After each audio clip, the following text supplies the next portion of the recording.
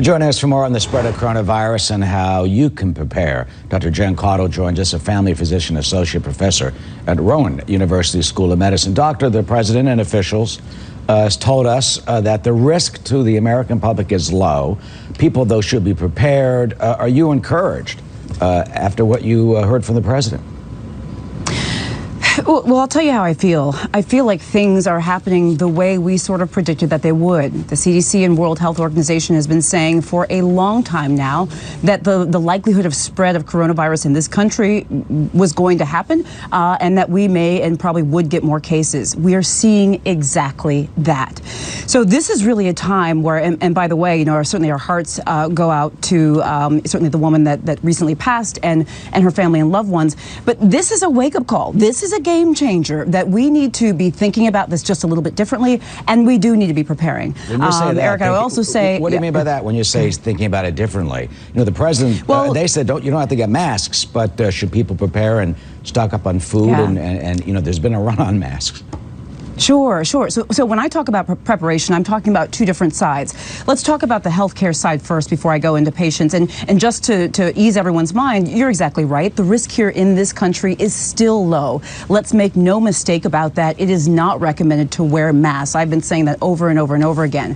But what I'm also talking about, let's go back to the healthcare side, is, you know, we still don't have testing kits that are abundantly available. The good thing is CDC and FDA mentioned this morning that they're going to start making testing kits more widely available, and they're going to do this quickly. In order for doctors, for us to diagnose coronavirus, especially if it's spreading, and it likely, well, it may be, we have to be able to test for it. So that's one thing. The other thing, Eric, is that in terms of how we diagnose coronavirus, right, one of the things that we're saying about this particular case, the fatality, is perhaps this woman did not meet the criteria. So the CDC has recently broadened the definition of who we can test. That's going to be important.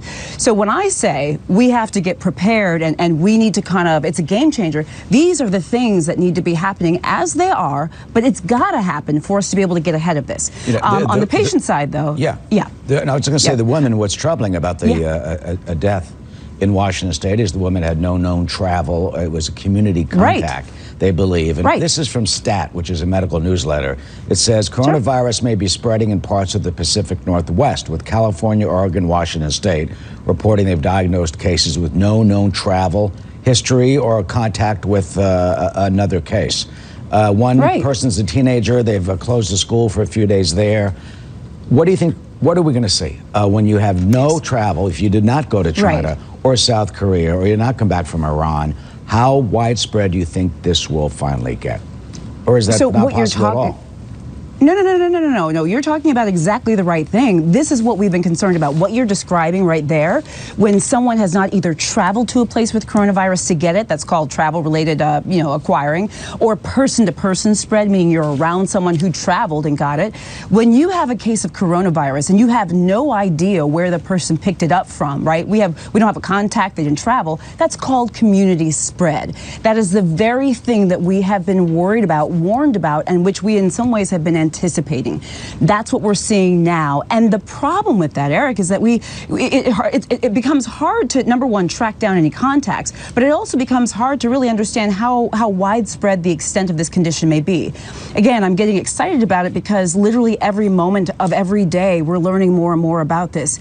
I always try to say, you know, let's not be panicked, even though we keep hearing about coronavirus, because really, our risk still is low. Yeah, that's really so important to keep in mind. It is. And finally, it really is. And quickly, wash hands. Yeah. If someone, you think you have the flu, go to the doctor, get tested. Stay at home for 14 days, basically? What I would say about this is, yes, wash your hands, don't touch your face. If you're home, if you're sick, stay home, stay away from sick people. But if you are concerned you may have the coronavirus, fever, cough, shortness of breath, things like that, call your doctor first to find out what they want you to do, rather than just going in and potentially exposing other people. That's what I would say. Dr. Jen Caudle, thank you. A great point. Get that sanitizer out and wash hands a lot, and we'll try to get through this. Thank you. Sure. Marthel?